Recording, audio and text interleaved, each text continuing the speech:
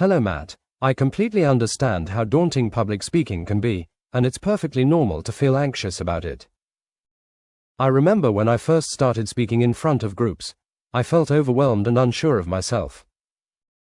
However, I gradually found ways to overcome that anxiety, and I'd love to share some advice that might help you as well. I think you should start by practicing in a safe and supportive environment where you can gradually build your confidence. One effective approach is to join a public speaking club or group, like Toastmasters. These organizations provide a structured setting where you can practice regularly and receive constructive feedback, which can significantly enhance your skills in a supportive atmosphere. Another useful strategy is to record your practice sessions. This allows you to review your performance and identify areas where you can improve. It can be quite enlightening to see your progress and pinpoint specific aspects that need refinement. Additionally, employing visualization techniques can be beneficial. Try to imagine yourself succeeding in your speech and receiving positive responses from the audience. This mental rehearsal can boost your confidence and reduce anxiety. Furthermore, practicing deep breathing exercises before you speak can help calm your nerves and center yourself. In my experience, combining consistent practice with constructive feedback, along with visualization and relaxation techniques, works exceptionally well for overcoming public speaking anxiety and becoming a more confident speaker. I hope these tips help you feel more prepared and excited for your next speaking opportunity.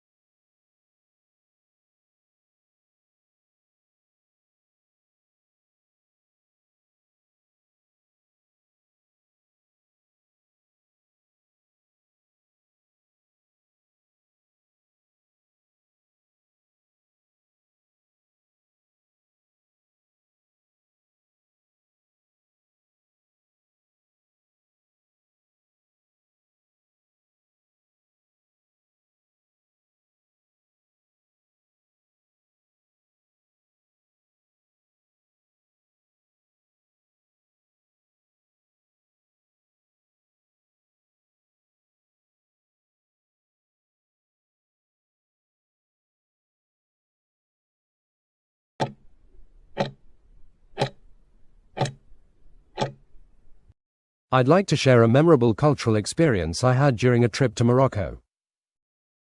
I participated in a traditional Moroccan cooking class held in the home of a local resident in a picturesque village.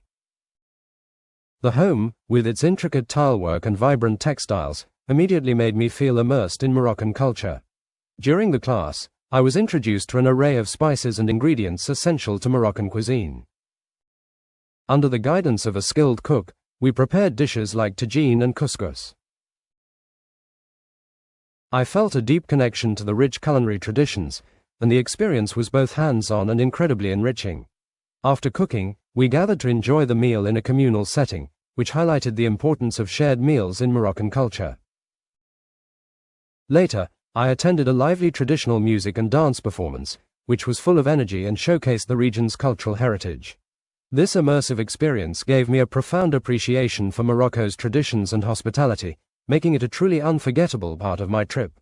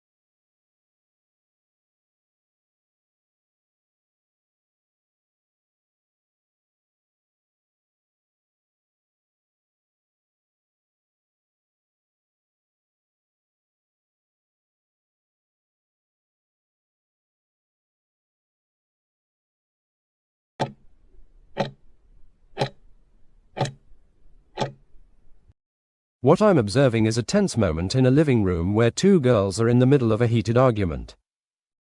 In the foreground, the girls are standing close to each other, their faces filled with frustration and anger as they clash over something clearly important to both of them. Their body language is intense, with arms raised and tense postures showing the depth of their emotions. In the background, their mother is standing by, watching them with a look of deep sadness and disappointment. She appears heartbroken, her expression reflecting how much this conflict is affecting her. The living room, usually a place of family togetherness, feels heavy with tension, as the mother's sadness contrasts with the girl's anger. So, this is a little glimpse into a family dealing with a very emotional moment.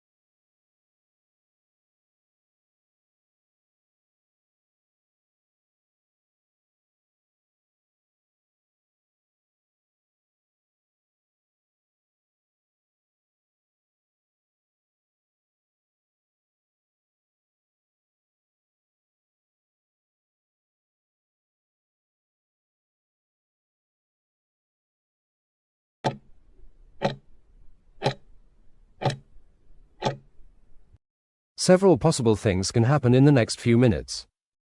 The mother is likely going to step in and try to calm the situation, as her disappointment and sadness are clearly visible. She will probably attempt to separate the girls, hoping to de-escalate the argument and restore peace in the living room. She might ask them to stop shouting and sit down to talk things through, using her maternal instincts to bring some order to the chaos. There's also a chance that she will raise her voice, not out of anger but out of frustration and sadness, in an effort to make the girls realize how deeply their fighting is affecting her. Alternatively, if she feels too overwhelmed, she may leave the room temporarily, needing a moment to gather her emotions before addressing the situation further. In the end, she's going to do something to either bring immediate resolution or step away for her own well-being. Those are some of my predictions that can potentially take place soon.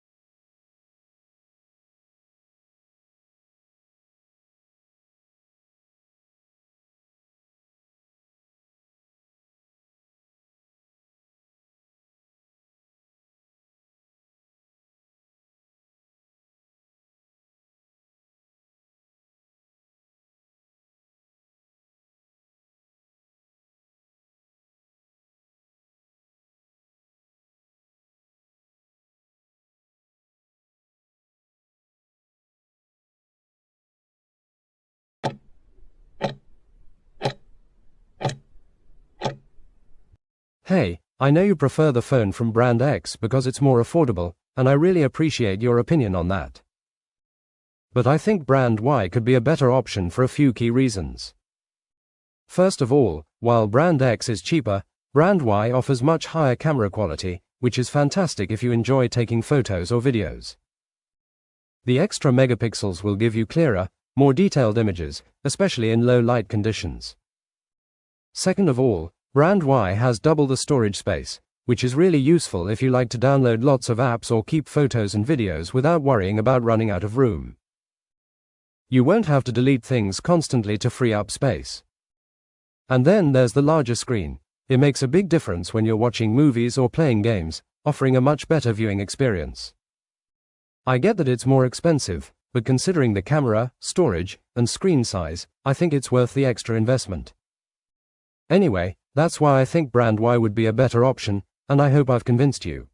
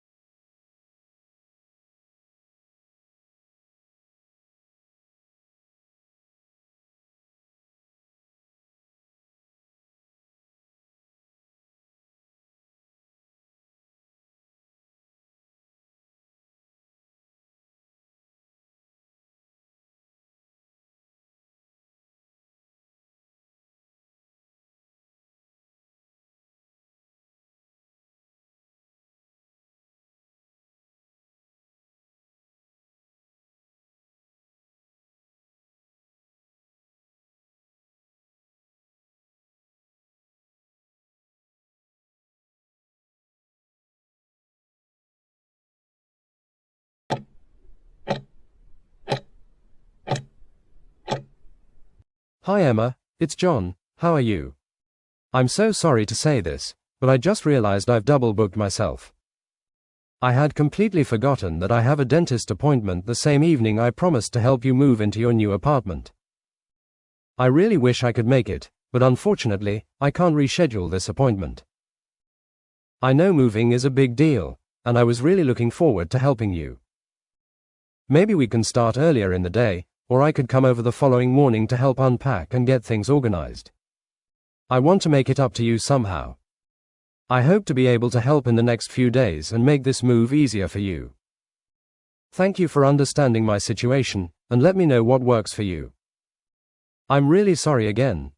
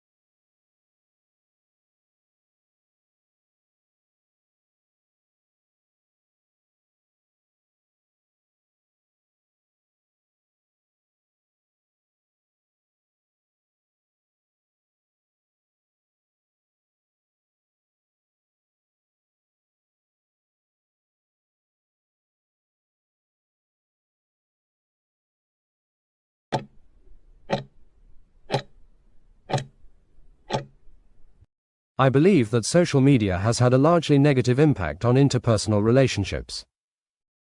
First of all, while platforms like Facebook and Instagram allow for easy communication and connection, they often lead to superficial interactions that lack depth and meaningful engagement. For example, I've noticed that I often exchange brief messages with friends instead of having deep, face-to-face conversations, which leaves me feeling less connected to them. Second of all, the constant exposure to curated images and posts can create unrealistic expectations and feelings of inadequacy, which can strain relationships. I've personally felt pressure when comparing my life to the highlight reels of others online. Lastly, social media can contribute to misunderstandings and conflicts due to the lack of non-verbal cues in digital communication. A message can be misinterpreted without the context of tone or body language, leading to unnecessary drama. In conclusion, although social media offers convenience, its tendency to undermine genuine connections and create emotional stress highlights its negative impact on interpersonal relationships.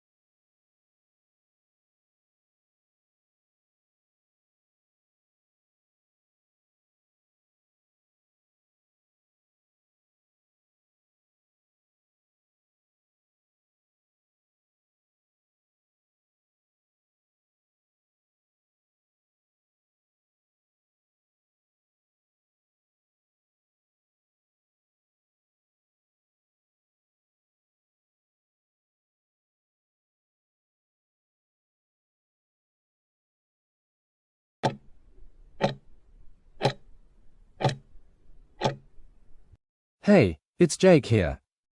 I'm just at this art event, and I see a really strange thing happening in the pouring rain. Wow, this is really hard to describe, but I'll try my best. In the middle of the downpour, there's this guy who has taken a folding chair from the audience seating area and placed it on his head like a hat.